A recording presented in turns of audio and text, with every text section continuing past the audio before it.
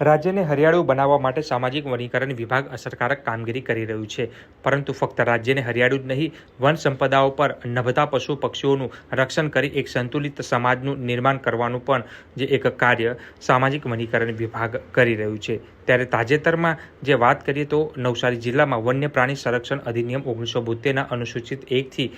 સંરક્ષિત વેલ માછલીની જે ઉલટી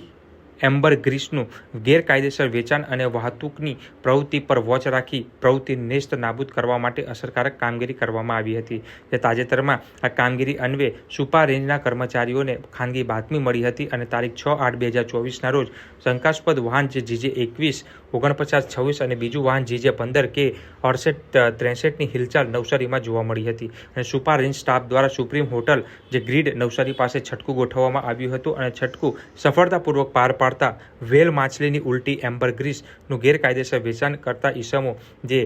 રંગે હાથે પકડાયા હતા. 4 ઈસમોને પકડી પાડવામાં આવ્યા હતા, જેમાં ખાસ કરીને જે મળતી માહિતી મુજબ વાત કરીએ તો અંદાજિત 1.365 કિલોગ્રામનો એમ્બરગ્રીસ જેની બજાર કિંમત અંદાજિત 2 કરોડ રૂપિયા છે અને આ વેલ માછલીની ઉલટી એમ્બરગ્રીસના ગેરકાયદેસર વેચાણનો કેસ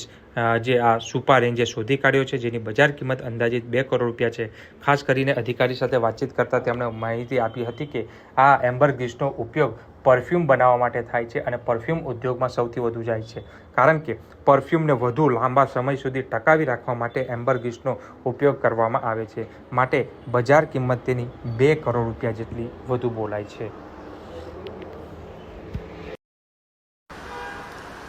હિનાબેન પ્રવીણભાઈ પટેલ,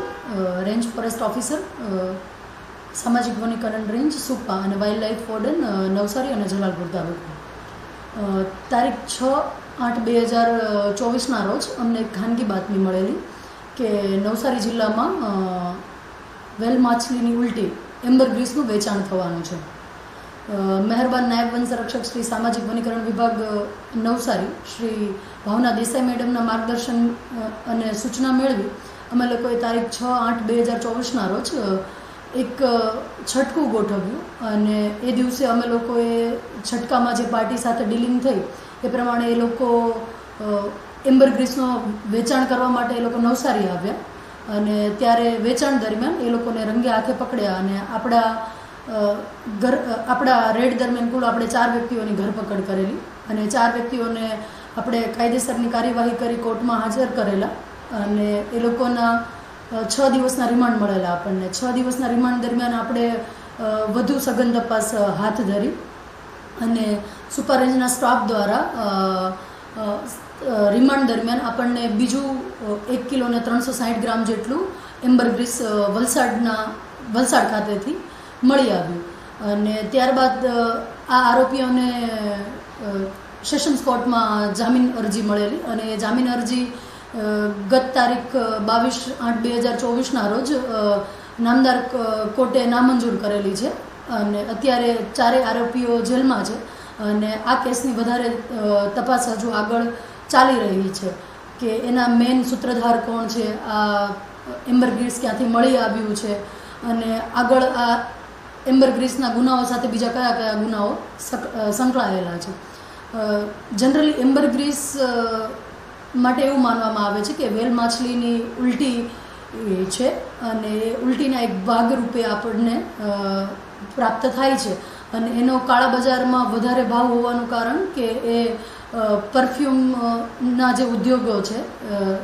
એમાં એ વપરાતી હોય છે, એટલા માટે એનો કાળા બજારમાં વધારે ભાવ મળી રહે છે.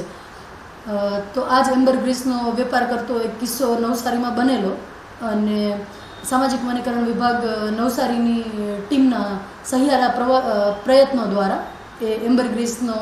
અંદાજે 1 કિલો ને 365 ગ્રામનો જથ્થો